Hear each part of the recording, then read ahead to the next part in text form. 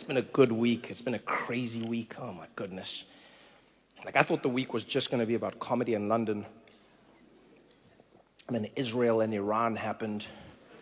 And then we were on like the brink of like World War III. Like you here are now Friday crowd having fun. Monday, Tuesday crowd. Oof. Yeah. You try tell jokes when there's missiles outside. Like everyone was here like... Because that would be a weird way, like, to be, you know what I mean? Like, at the beginning of World War III. Like, people are like, where were you? And you're like, did you see what happened? No, I didn't. Where were you? Trevor was telling us about Brixton. It was such an insane story as well. Like, now I feel like the world we live in, I sometimes think about like parallel universes and timelines, and I'm not sure if I believe it, but when I do think about it, I go like, I think we somehow slipped into the ludicrous timeline. Like we were all in a very normal timeline, us as people, and then something happened around like COVID, and then we went into the crazy timeline, and then the other versions of us are now like, wow, things have become very boring and normal. Because like, this is not normal, you know? Like the week starts off, it's been like 2 weeks technically. Right, it starts off, Iran was negotiating a nuclear deal with America. Negotiating a deal. They're making progress. They're getting close. They're getting super close. And then Israel was like, no deal. And then Israel started launching missiles at Iran, right? And then it's hard to make a deal when it's like missiles hitting you, you know what I mean? It's like when you're like trying to break up with someone at a restaurant and then the waiter keeps coming, is everything great? Just wait. Let me just handle. So what I'm saying is, how's everything going? Yeah. Look, hey, we'll call you. We'll call you, please. So Iran was like, all right, I can't handle. And so then Iran was like, missiles back at Israel, missiles. And then Israel was like, missiles. And then Iran was like, missiles. And it was going back and forth. Israel was definitely winning it because like Iran has missiles, but not like Israel's type of missiles. You know what I mean? Like Iran doesn't have much money and stuff. So their missiles are like those cheap fireworks your friends...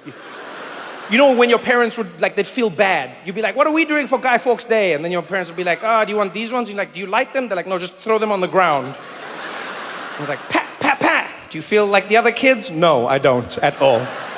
So Iran has those ones, and then they were launching back and forth. And the whole world was like, man, this again, Middle East conflict, Middle East. And then, at the peak of it, everyone was like, man, how could this get worse? Donald Trump was like, hello.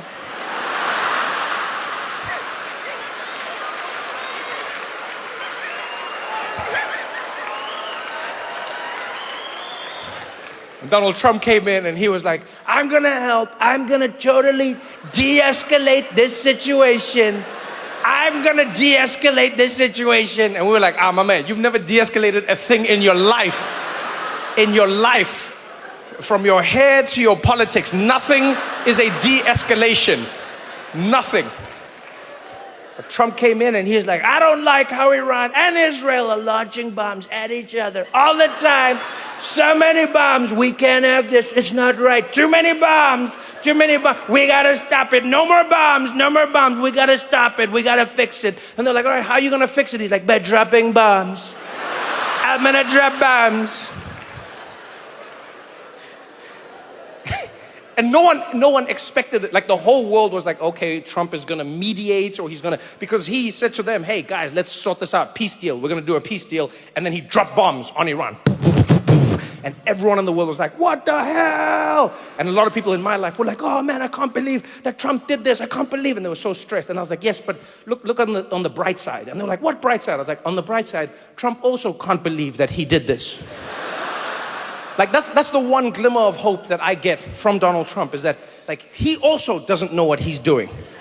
He's in it with us, which is a nice change. Oftentimes we're at the mercy of those in power, but he's in the mercy with us. Like we're all locked in a prison cell, but he's holding the key and he's like, we're all trapped. What are we gonna do? We're like, use the key. What are you talking about?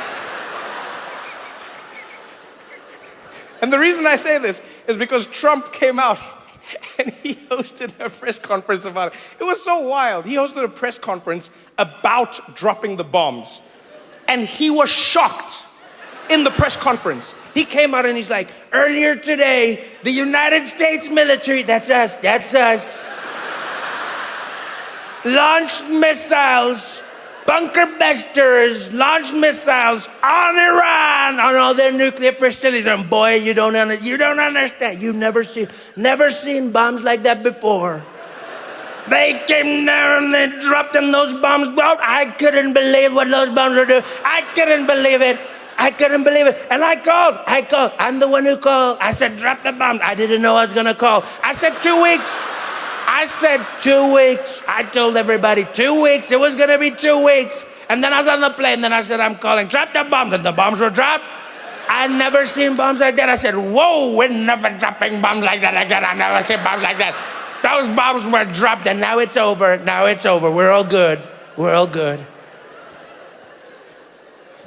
And so now, because America had dropped bombs on them, then Iran had to respond, but then Iran didn't want to get into a fight. No one wants to get into a fight with America, you know what I mean? And so like Iran was like, we are going to retaliate against you. And then they launched missiles at an American base in Qatar, but then they phoned America first. They did. They were like, all right, we are launching bombs against you in like 45 minutes, an hour maybe. You tell us how long you need. Then we'll launch the bombs. And then the Americans cleared out their base and everything important, and then the bombs fell. And then Trump, very, like in an interesting way, he responded to Iran. Then he wrote on his like thing online, on his profile, he was like, thank you to Iran for giving us notice about the bombs. Now it's over. It's all over. There will be peace. And then he said, Iran, Israel, peace. And they were like, all right, peace, all good. Then Trump went to sleep. And in the 4 hours that he was sleeping, Israel, like out of nowhere, they came and they were like, Iran launched more missiles. And then everyone was like, wait, what missiles? And Israel was like, you launched missiles. And everyone was like, no, And then Israel was like, too late, we're coming for you with more bombs. And then the world was like, what? And then Trump woke up. And this was the moment when I can safely say I have felt more connected to Donald Trump than I've ever in my entire life. Because that man is not a normal human being. Very seldom have I looked at Trump and thought, yeah, I can relate to this. But he came out after Israel was about to launch a full-scale bombing attack on Iran. And he came out, he heard about this. Man didn't even put on a tie. Came out of the White House half-dressed, ran straight into reporters, and he went into it. He was like, I heard about what Iran is doing and what Israel is doing. And let me tell you, I'm angry at Iran, but I'm more angry at Israel. They said peace, and I said we're going to do peace, and they're launching, and I'm sick of them. Israel, you better not do it. You don't do it, Israel. I said peace. You don't do it. He looked like a dad who had kids that were fighting in the backyard. And he was just going back and forth. He's just like, Israel, shut up, baby. Come on, shut up. Shut up. How many times do you have to tell your kids that you're not going to? I tell you once and I'll tell you again. And then he looked at the reporter and he did something I've never seen an American president do in my entire life. He cursed live on TV into the camera.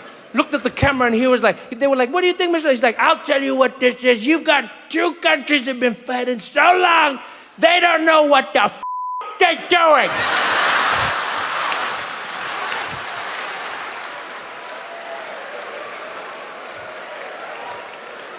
You're like, oh, Dad is mad.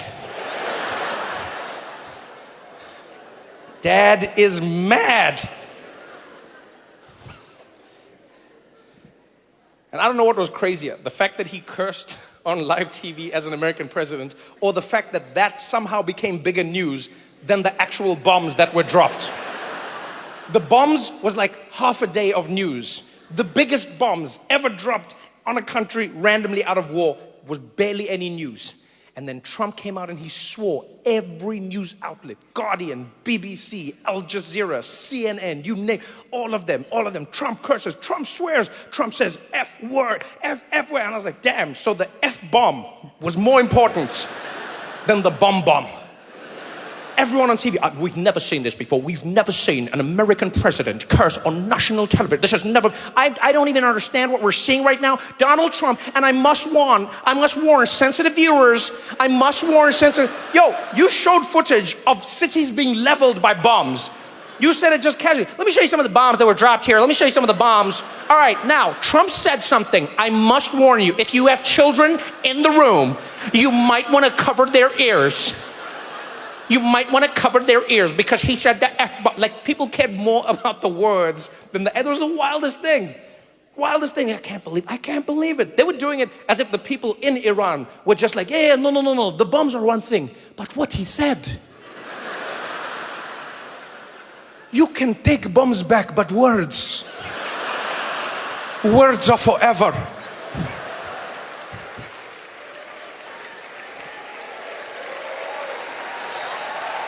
Oh, man.